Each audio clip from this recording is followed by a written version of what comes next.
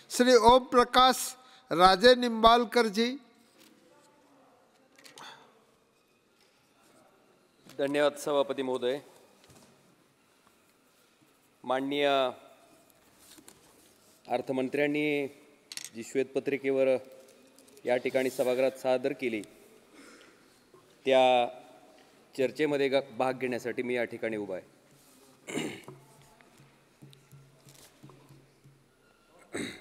अध्यक्ष महोदय, सभापती महोदय,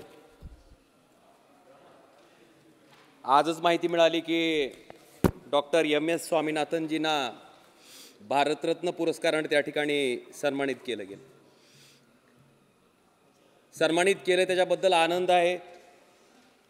पण सभापती महोदय, ह्या स्वामीनाथन आयोगानं ज्याचे स्वामीनाथन अध्यक्ष होते यांनी शेतकऱ्यांच्या संदर्भात काही शिफारशी केल्या होत्या, त्या अद्यापर्यंत ह्या सरकारनं लागू का केल्या नाहीत?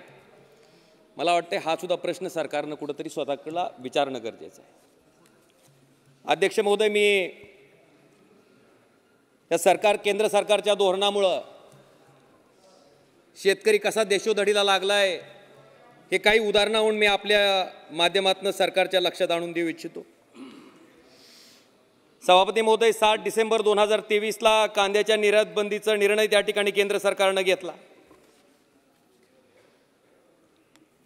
या कांदा उत्पादक शेतकऱ्याने ज्यावेळेस याचा कांदा पिकवला आणि भाव नाही म्हणून त्याला उकंड्यावर फेकून द्यायची पाळी आली, त्यावेळेस केंद्र सरकारने विचारलं नाही की बाबा ह्याच्यासाठी किती खर्च आला, किती मेहनत घ्यावी लागली, किती रक्ताचं पाणी आणि हाडाची काढं करावं लागली।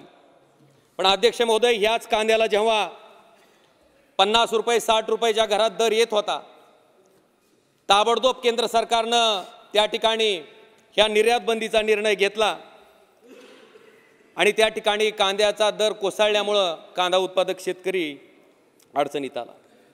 अध्यक्ष महोदय, हीच शेतकऱ्याचं उत्पन्न दुप्पट करायची नीती का केंद्र सरकारची?